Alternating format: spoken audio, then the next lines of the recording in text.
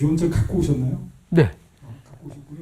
여기 가지고 다닙니다. 이게 여기에 요렇게 놓갖고 이게 케이스에다 놓갖고 다닙니다. 제가. 그런데 여기에 요약을 해서 A4 용지에다 요약을 해서 정리해서 써놓고 이렇게 접어서 요 안에 놓갖고 다닙니다. 왜 비닐에다 놓냐면 물에 빠졌을 때 좀 덜 젖으라고.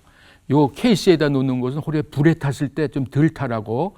그 다음에 이렇게 피게 되면은 이제 제 내용이 요약돼서 이렇게 기록이 돼 있습니다. 이게 매년 1월 1일 되면 다시 업데이트를 하고 다시 또 정리해서 올해 하루에 또 허락하셨구나 이렇게 생각하면서 또 가지고 다닙니다. 그러나 중간에도 부를 수 있죠. 그런데도 어떨 땐 준비하는 마음이 중요합니다. 그러면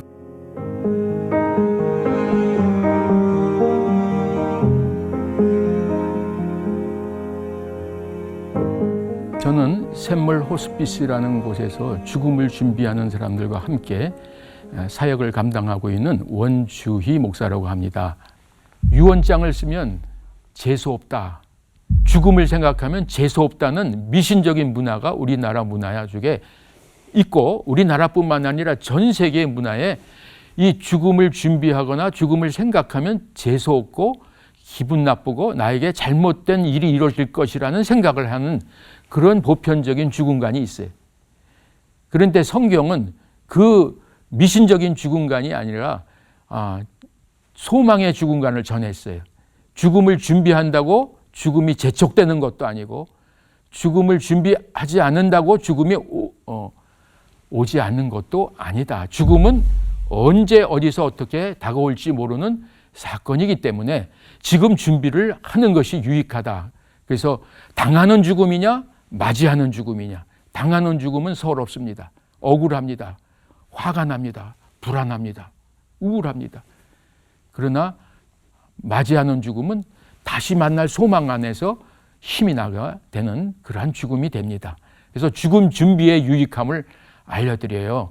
그러면 나도 언제 어디서 어떻게 죽음이 올지 몰라서 오늘 나오면서도 자녀 가족들에게도 오늘 갔다 못 올지도 모른다 하는 그 마음으로 유언장을 가지고 나오고 그런 인사를 하고 나옵니다. 늘 스스럼 없이 합니다. 오늘 갔다 못 올지 몰라. 그러면 천국에서 보자 하는 이야기를 얘기하면은 알았어요. 잘 가세요 해요. 저녁에 들어오면 아이고 갈 줄 알으셨더니 오셨네 하면서 또 반가워져요. 그래서 죽음 준비는 늘 삶의 준비구나 하는 생각을 하게 하는 것이 훈련이 돼 있어요. 훈련이. 그래서 우리 환우님들에게도 제가 설교를 할 때 죽음에 대한 준비 설교를 많이 해요. 그런데 맨 처음에 오시면 기분 나빠해요. 내가 죽을 때가 되니까 자꾸만 죽음 얘기하는구나 하는데 제가 죽음 준비를 다 하고 있습니다 하고 또 제 책을 다 갖다 놓으면 그거를 보세요. 이게 살아있을 때 죽음 준비를 해야 되는구나. 그런 생각을 하게 됩니다. 그리고 죽음이라는 그 준비가 재수없는 것이 아니라는 것을 가르쳐 드리죠. 그래서 제가 유언장을 직접 쓰기를 시작했습니다. 그래서 제가 유언장을 계속 업데이트를 해 나가고 있는 것이죠. 그래서 그 유언장에 들어가는 5가지 내용들, 그 내용들을 잘 정리해서 제가 유언장을 쓰고 하는 훈련을 지금 시키고 있고요. 저도 계속 유언을 수정해 가고 있습니다. 한 번 기록한 유언이 계속되지 않아요. 왜냐하면 재산의 변동도 있고 삶의 가치관이 변화도 있고 하니까 그런 것들이 계속 변화되는 것을 매번 업데이트를 하는 거죠. 그래서 저는 집에서 나올 때도 요약을 해서 가지고 다녀요. 혹시 나와서 떠나게 될 때 갑자기 떠나게 되면 핸드폰은 잠겨 있어서 열리지 못하고 소지품을 뒤질 때 유언이 딱 튀어나오면 거기에서 연락을 빨리 어떻게 해주고 타이밍이 놓치지 않고 시신기증이나 장기기증을 또 할 수 있으면 그것도 해 주십시오 하고 딱 써놓고 다녀요. 그런데 그렇게 쓰고 다니는 것이 오래됐는데 아직 안 갔습니다. 이제 그 자세를 제가 일부러 데몬스트레이션을 많이 하는 이유 중에 하나가 죽음을 준비하고 유언장을 미리 쓴다고 죽음이 빨리 오는 것도 아니고 안 쓴다고 안 오는 것도 아닙니다. 죽음을 준비하면 삶이 달라집니다 하는 이야기를 하기 위해서 제가 일단 그렇게 하고 제가 쓴 책에도 우리 가족들 유언장도 다 공개하고 어떤 유언을 남겨야 되나 하는 것도 써놓은 이유가 바로 그런 거예요. 그래서 5가지로 정리를 하고 있습니다. 유언장에 다뤄갈 수 있는 내용의 5가지는 손가락 5가지로 제가 설명을 해요. 첫째는 신앙의 관계를 정리해 놓읍시다. 하나님과의 관계를 정리해 놔야 돼요. 그동안 하나님 잘 믿고 떠나신 부모님의 좋아하는 신앙, 찬양, 말씀 이런 것이 기억나지 않으면 그 자녀들이 기억할 수가 없잖아요. 그래서 신앙의 흔적을 남겨야 되니까 하나님은 나의 아버지십니다. 그리고 내가 좋아하는 말씀은 이런 말씀이었습니다. 좋아하는 찬양, 좋아하는 그런 그 기도문도 하나 적어 놓습니다. 두 번째는 사람과의 관계를 정리해야 돼요. 우리가 떠나고 나면 다 남아있는 사람들 중에 힘들 사람이 있을 거예요. 그분들에게 남겨야 돼요. 그래서 더 이상 의학적으로 소생할 가능성이 없을 때 어떻게 할 거냐, 적극적 치료를 계속 할 거냐, 아니면 호스피스 완화 치료를 받을 거냐를 선택해야 됩니다.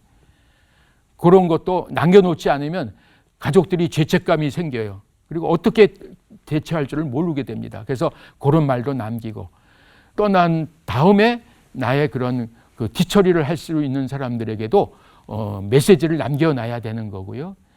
가장 힘들 사람에게 얘기도 하지만 속썩였던 사람에게도 말을 남겨놔야 돼요. 그 속썩였던 사람도 용서하고 가는 그런 마음을 남겨야 그 사람들은 회개를 할 수 있어요. 돈을 꼬가고 갚지 않은 사람에게 이런 이야기를 남긴 분이게, 내 돈 꼬갚지 않았지만, 갚아주지 않았지만 내가 용서하고 갑니다. 그러나 기회가 되면 우리 가족들에게 갚으시기 바랍니다 하는 이야기를 남기니까 그 가족 꼬간 사람이 나중에 그 소식을 듣고 다 갚아요. 관계가 안 좋았던 사람에게도 할 말을 좀 남기는 것도 해야 될 일이고, 세 번째는 우리가 하던 소유물에 대해서, 가지고 누렸던 소유물에 대해서도 정리해야 돼요. 내가 떠나면 모든 것이 소유물로 남아요. 그러면 그 소유물을 정리하는 게 너무 힘들어서 남은 가족들이 참 고통스러운 시간들을 보낼 수 있습니다. 그 가족들이 남아있는 것들도 어떻게 정리해라 하는 것도 좀 써놓고, 또 통장에 있는 비밀번호도 좀 남겨놓고 가야 돼. 아는 사람들에게. 안 그러면 비밀번호 모르면 가족에 있는 사람들 다 와야 통장이 해결됩니다. 그런데 관계가 안 좋았던 사람들에게는 그거 받기가 쉽지 않습니다.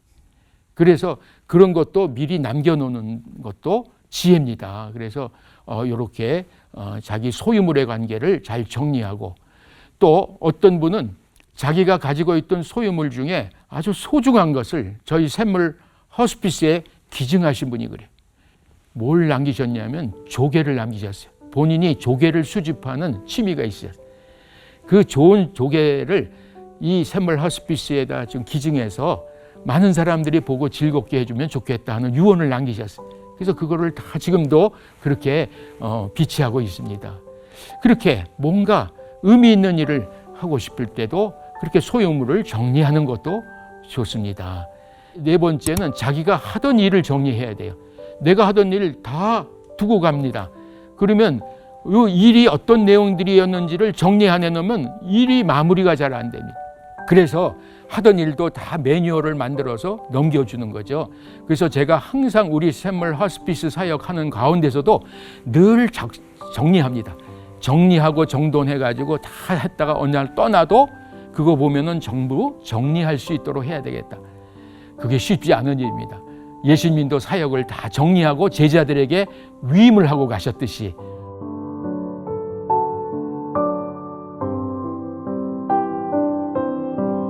오늘 우리도 하던 일을 딱 오늘 만약 떠난다면 내 하던 일은 다 누가 어떻게 감당하나?